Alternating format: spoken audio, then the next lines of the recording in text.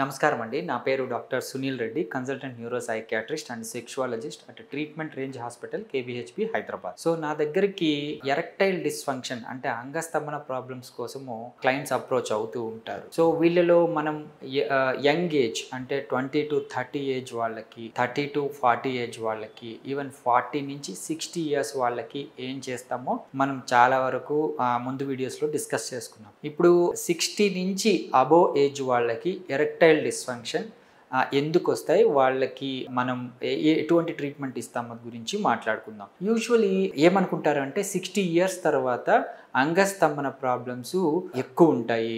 So sexual dysfunctions ఉండడం వల్ల వాళ్ళు సెక్స్లో పాల్గొనలేరు, ఫ్యామిలీ లైఫ్లో సెక్షువల్ థింగ్ అనేది ఉండదు అనేది అనుకుంటాం. అది మిత్ అండి, అలాగేం ఉండదు. ఏజ్తో పాటు సెక్షువల్ డిజైర్ తగ్గడము, పార్టిసిపేషన్ తగ్గడము అనేది మిత్. అంటే మన కల్చరల్గా తగ్గిపోతూ ఉంటుందని. కానీ మీకు తెలుసో అనుకుంటాను, లైక్ నిత్య యవ్వనం, నిత్య కళ్యాణం ఎందుకు అంటారు అంటే యూజువలీ ఎరెక్షన్స్ అనేటివి మేల్లో అబోవ్ 100 ఇయర్స్ వాళ్ళకు కూడా ఉంటాయి. సెక్షువల్ డిస్ఫంక్షన్స్ అనేటివి ఏజ్తో పాటు రావు. బట్ ఎమోషనల్ థింగ్స్ తగ్గిపోయాయి అంటే డిజైర్ తగ్గడం వల్ల వాళ్ళకి మెడికేషన్స్, అదర్ మెడికల్ కోమార్బిడిటీస్ వల్ల ఇలాంటి డిస్ఫంక్షన్స్ వస్తాయి. కానీ యూజువల్గా మనిషికి సెక్షువల్ డిజైర్ అనేది లాంగ్ లైఫ్ ఉంటుంది.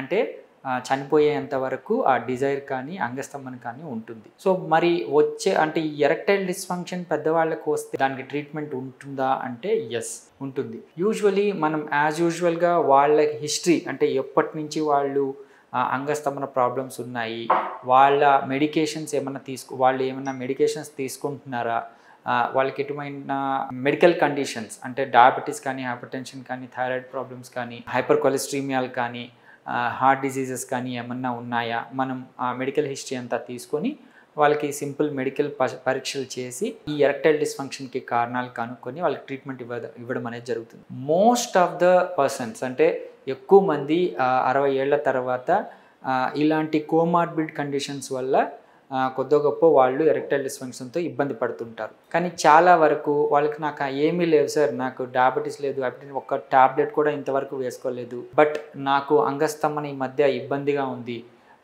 మా వాళ్ళు ఇబ్బంది పడుతూ అడుగుతున్నారు, but still I'm not getting erections, నాకు డిజైర్ రావట్లేదు, డిజైర్ ఉంది కానీ దానికి తగ్గట్టు అంగస్తంభన కలిగించలేదు. సో ఇలాంటి వాళ్ళకి ఏంటి అంటే మనము మెడికేషన్స్ కాకుండా ఎక్స్ట్రా కార్పోరియల్ లో ఇంటెన్సిటీ షాక్ వేవ్ థెరపీ అంటాం.